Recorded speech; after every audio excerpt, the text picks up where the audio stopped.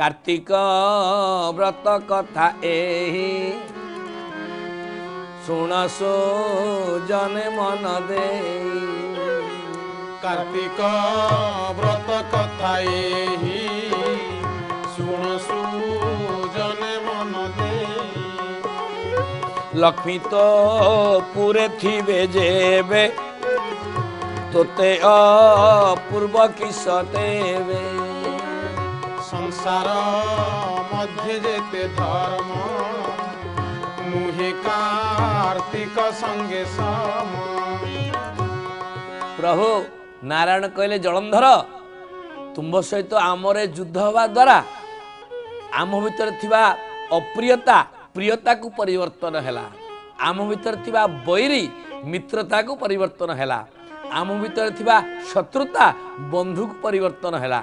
आमे जेहेतु मधुर संपर्क तुम्हें मोर शाड़क मु तुमर भिणोई लक्ष्मी तुमर भौणी आमे आउ युद्ध करिबा नहीं आमे आउ कली करिबा नहीं आमे आउ झगड़ा करिबा नहीं मु वर्तमान तुम सहित बंधुता स्थापन करने को चाहूँ। जलंधर कहला ठीक अच्छे प्रभु कहले कौन तुम्हें चाह मत कौन बर मागिबा को चाहूच तुम्हें मत बर माग। कहले तोर वचन पाली थीबु जहा मागिबु ताहा दे। कार्तिक व्रत कथा एही सुनसु जने मन दे।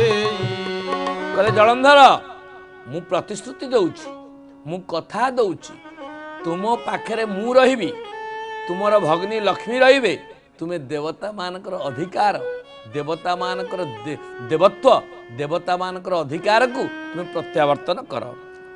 एबे तू आंभ बोल कर देवंक यथा अधिकार। कार्तिक व्रतर महिमा के कही पारे गुण सीमा। शुणी संतोष जलंधर देवंकु देला स्वर्गपुर। कार्तिक व्रत कथा एही सुनसु जने मन दे। पुणी चिंतिले चक्र पाणी आसी मिलिले कमली। संसार मध्य जेते धर्म नुहे कार्तिक संगे सम। जलंधर जेतोले देवता मानकर स्वर्गपुर को प्रत्यावर्तन करदेला देवता मानकु नारायण स्वयं पत्नी लक्ष्मी देवी सहित अष्टसिद्धि मान को सांगरे धरी जलंधर राजभवन भितरे बास करने को लगिले। विष्णु छामुरे उपगत आनंद जलंधर चित। कार्तिक व्रतर महिमा के कही पारे गुण सीमा। तांक सहिते अष्टनिधि सर्वसंपद सुख सिद्धि। कार्तिक व्रत कथा एही सुनसु जने मन दे। संगते देवी कमलिनी त्रैलोक्य माता ठाकुराणी। संसार मध्य जेते धर्म नुहे कार्तिक संगे सम। सांगरे कमलिनी ठाकुराणी लक्ष्मी की धरी प्रभु नारायण जलंधरपुर रे वास करने को लगिले। जेतेबेले प्रभु स्वयं नारायण जलंधरपुर रे वास कले लक्ष्मी ठाकुराणी वास कले देवता माने मध्य दैनिक प्रभु को दर्शन करने जलंधर भवन को आसवाक लगिले।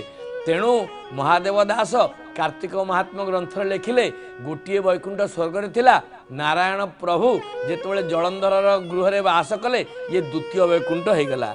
हेमंत सिंधु राजबोला द्वितीय वैकुंठ मर्त्य कला। कार्तिक व्रतर महिमा के कही पारे गुण सीमा। विष्णु को निज पुरे रखी प्रभु को बंधु भावे देखी। कार्तिक व्रत कथा एही सुनसु जने मन दे। देवे जे स्वर्गपुर आसी যক্ষ গন্ধর্ব গণ ঋষি ସଂସାର ମଧ୍ୟରେ ଯେତେ ଧର୍ମ ନୁହେଁ କାର୍ତ୍ତିକ ସଙ୍ଗେ ସମ। ଦୈନିକ ପ୍ରଭୁଙ୍କୁ ଦର୍ଶନ କରିବା ପାଇଁ ଦେବତା ମାନେ ସ୍ୱର୍ଗରୁ ଜଳନ୍ଧରପୁରକୁ ଆସି ଲକ୍ଷ୍ମୀ ନାରାୟଣଙ୍କୁ ଦର୍ଶନ କରିବାକୁ ଲାଗିଲେ। ସମସ୍ତ ଦେବତା ମାନେ, ଯକ୍ଷ ମାନେ, ଗନ୍ଧର୍ବ ମାନେ, ଋଷି ମାନେ ଜଳନ୍ଧରପୁରକୁ ଆସି ପ୍ରଭୁଙ୍କୁ ଦର୍ଶନ କରିବା ଦ୍ୱାରା ଜଳନ୍ଧରଙ୍କ ଅନୁରୋଧରେ ନାରାୟଣ ବନ୍ଧୁ ଭାବରେ ରହିଥିଲେ ମଧ୍ୟ ଜଳନ୍ଧରର ଭବନ ଦ୍ୱିତୀୟ ବୈକୁଣ୍ଠ ଭଳି ଶୋଭାବର୍ଦ୍ଧନ କଲା।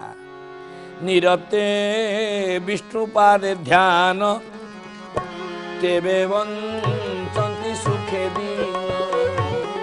କାର୍ତ୍ତିକ ବ୍ରତର ମହିମା କେ କହି ପାରେ ଗୁଣ ସୀମା। ନିରତେ ବିଷ୍ଣୁ ପାଦେ ଧ୍ୟାନ ତେବେ ବଞ୍ଚନ୍ତି ସୁଖେ ଦିନ। କାର୍ତ୍ତିକ ବ୍ରତ କଥା ଏହି ଶୁଣ ସୁଜନେ ମନ ଦେଇ। ସଂସାର ଦୁଃଖ ଜୀବନାଶ ଭଣଇ ମହାଦେବ ଦାସ। ସଂସାର ମଧ୍ୟରେ ଯେତେ ଧର୍ମ ନୁହେଁ କାର୍ତ୍ତିକ ସଙ୍ଗେ ସମ।